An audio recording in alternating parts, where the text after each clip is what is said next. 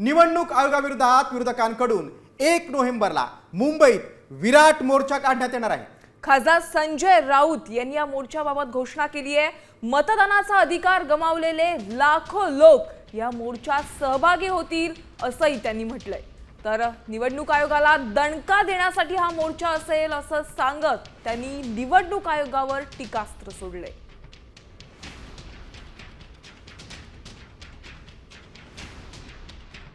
1 November शनिवार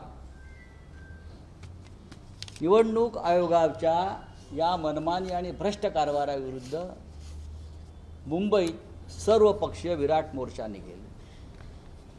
महाराष्ट्राच्या जिल्ह्यातून गावागावातून मतदानाचा अधिकार गमावलेले लाखो लोक इथे येतील आणि मतदारांची ताकद जी आहे ही देशाच्या पंतप्रधानांना, गृहमंत्र्यांना, निवडणूक आयोगांना दाखवली जाईल।